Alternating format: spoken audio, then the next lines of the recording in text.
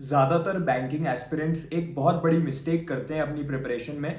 वो लोग ये सोचते हैं कि मैं एसबीआई पीओ की तैयारी अलग से करूंगा, आईबीपीएस पीओ की तैयारी अलग से करूंगा, आरबीआई ग्रेड बी की तैयारी अलग से करूंगा। एंड ये मिस्टेक मैंने खुद करी है शुरू में, जब मैंने अपनी प्रिपरेशन स्टार्ट करी थी, जब मैं एक एस्पिरेंट था, तो मैं भी ये गलती कर चुका हूँ। वो लोग क्या सोचते हैं कि सब अलग अलग एग्जाम्स के लिए अलग अलग सोर्सेज चाहिए होंगे, मुझे अलग अलग स्ट्रैटेजी बनानी पड़ेगी, अलग अलग टाइम टेबल फॉलो करना पड़ेगा। एंड इससे क्या होता है, बहुत ज़्यादा कंफ्यूजन हो जाता है माइंड में कि पहले कौन सा एग्जाम होगा, तो पहले उस एग्जाम की कैसे तैयारी करनी है। फिर जब वो एग्जाम हो जाता है तो अब एकदम से ये एग्जाम आ रहा है, तो अब इसकी कैसे तैयारी करनी चाहिए।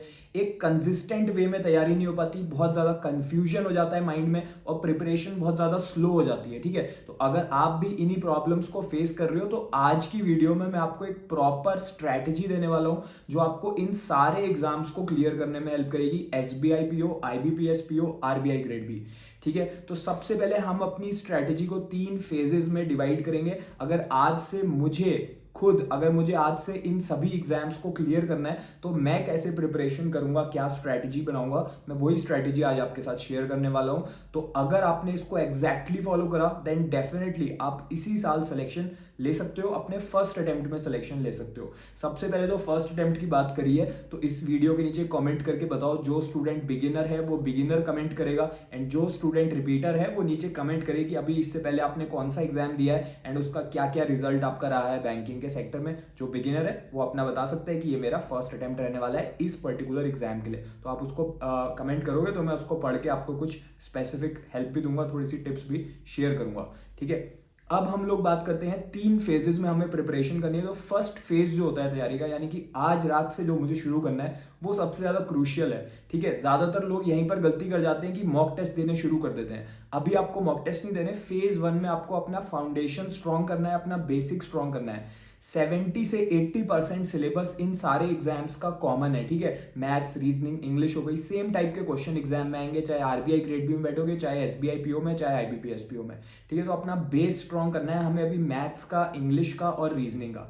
ठीक है, तो मैथ्स के लिए क्या करना है, जो सबसे ज्यादा हाई वेटेज टॉपिक है डेटा इंटरप्रिटेशन, उसका बेस अपना स्ट्रॉन्ग करना स्टार्ट करेंगे हम।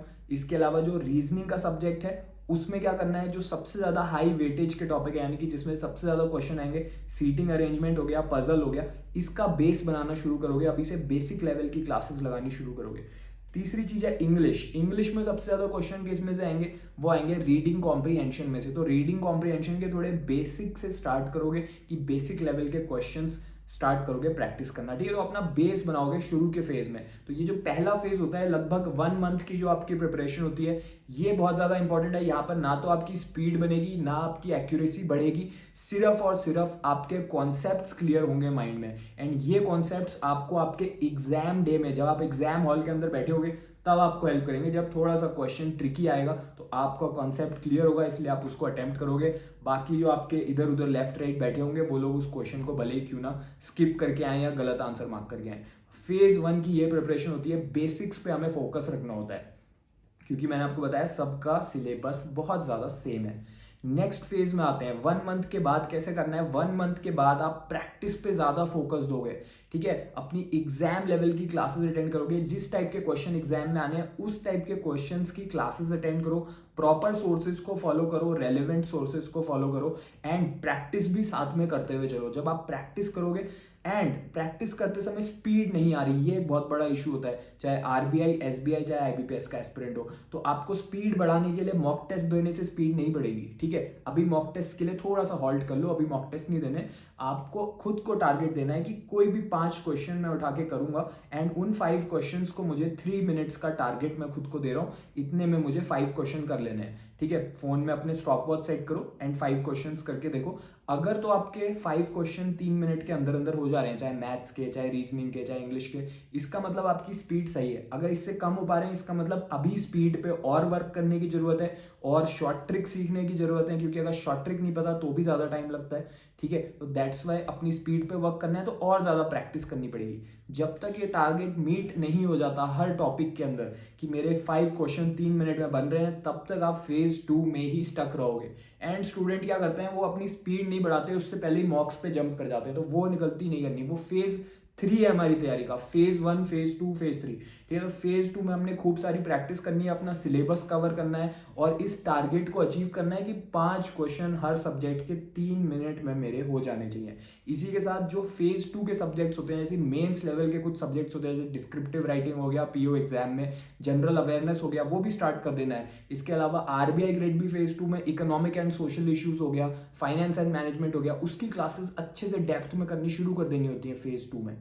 फेज 2 की तैयारी का मतलब है मैक्सिमम सिलेबस कवरेज और स्पीड पे फोकस, ठीक है। अब फेज 3 में आते हैं, इसमें मॉक टेस्ट देने शुरू करने होते हैं। ज्यादातर स्टूडेंट फेज 3 यानी कि मॉक टेस्ट देने का टाइम शुरू से ही करने लग जाते हैं, तो दैट्स वाई उनका सेल्फ कॉन्फिडेंस बहुत नीचे हो जाता है। फेज 3 यानी कि जब आपका सिलेबस कवर हो गया, आपकी स्पीड भी अचीव हो रही है, अब मॉक टेस्ट देके देखेंगे। मॉक टेस्ट देने के बाद क्या स्ट्रेटेजी है मॉक टेस्ट की, ये नहीं है कि रोज 3-4 मॉक दे रहे हैं। 2 से 3 डेज में 2 मॉक दो, यानी कि रफली on an average per day 1 mock देना स्टार्ट करो एंड अपने मॉक को एनालाइज करो, ठीक है। 4 मॉक देने से अच्छा है 1 मॉक दो एंड उसको एनालाइज करो, देखो कि मैं कौन कौन से टॉपिक्स में वीक हूँ, कहाँ पर मैं स्टक हो जाता हूँ, एंड फिर उन टॉपिक्स की क्लासेस को दोबारा देखो, अपना बेस फिर से स्ट्रॉन्ग करो। फेज 1 में फिर से जाओ, फेज 2 में फिर से आओ, अपनी टारगेट स्पीड बढ़ाओ, उसके बाद फिर से उस मॉक टेस्ट को देके देखो कि स्पीड बढ़ी कि नहीं बढ़ी। इसको कहते हैं एनालिसिस एंड फिर से एक बार फीडबैक लेके पूरा फेज कंप्लीट करके अपनी वीकनेस को इंप्रूव करना। जब तक ये नहीं करोगे तब तक मॉक टेस्ट में मार्क तुम्हारे स्टक रहेंगे।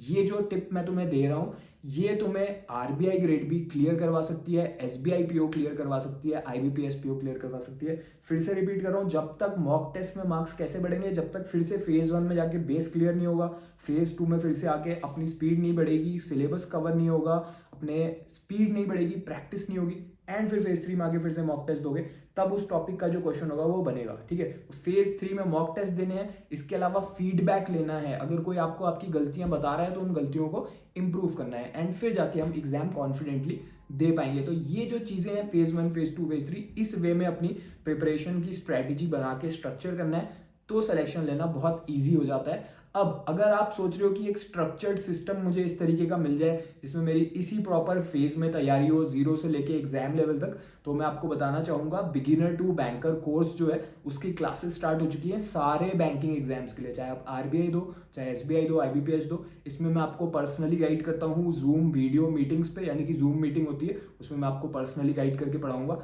एंड इसके अलावा इसमें आपको सारी क्लासेस मिलेंगी जो बेस से लेके एग्जाम लेवल तक जाएंगी, एंड इसमें सारा स्टडी मटेरियल, प्रैक्टिस नोट, सब कुछ जो आपको चाहिए एग्जाम को क्लियर करने के लिए वो सब कुछ इसमें कवर्ड है। मैं आपको शॉर्ट ट्रिक्स भी सिखाता हूँ, ठीक है। तो पूरी प्रिपरेशन इसमें आपकी हो जाने वाली है। लिमिटेड सीट रहती है क्योंकि मैं पर्सनली गाइड करता हूँ। अगर आप ज्वाइन करना चाहते हो, एक प्रॉपर वे में तैयारी करना चाहते हो एंड डेफिनेटली सिलेक्शन लेने के लिए सीरियस हो, तो फिर आप इसको ज्वाइन कर सकते हो। पिंड कमेंट में इसको ज्वाइन करने का लिंक गिवन है। बहुत से बच्चे अभी वीडियो देख रहे हैं वो ऑलरेडी इसको ज्वाइन कर चुके हैं, तो आज आपको एक प्रॉपर स्ट्रक्चर पता चला होगा फेज 1, फेज 2, फेज 3 के लिए। एंड अगर और भी कोई डाउट है आप इस वीडियो के नीचे कॉमेंट कर सकते हो। I wish you all the best for all the upcoming exams.